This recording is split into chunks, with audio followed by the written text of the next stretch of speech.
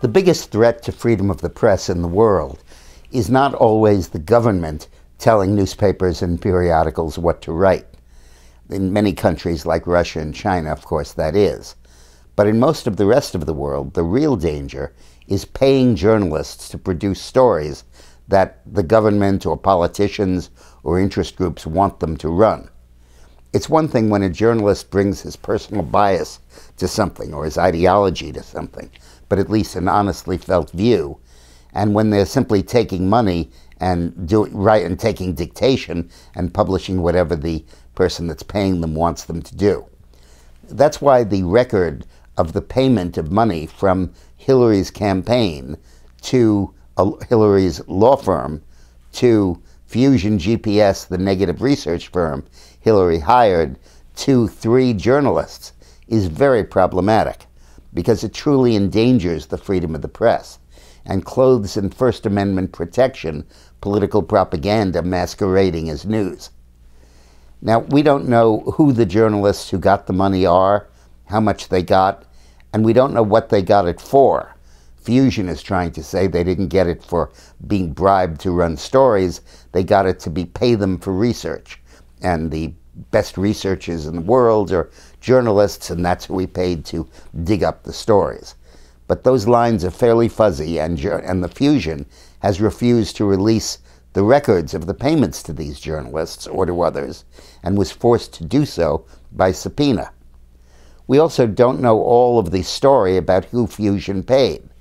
We know that they got a little over $1 million from Hillary's campaign.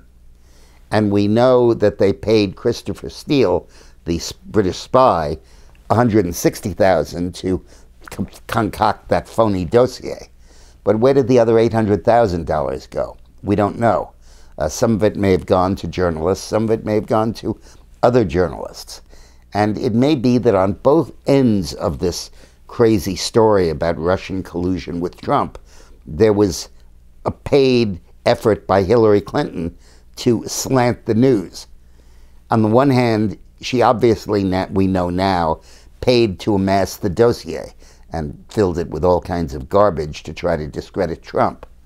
And now, perhaps at the other end of the process, she may have indirectly paid journalists to accept the story and to run it and to promote it. And the net result of this was a huge campaign issue against Trump that she ran with throughout the debates, and possibly, and certainly a special prosecutor, and possibly even impeachment, concocted by money paid by the Clinton campaign.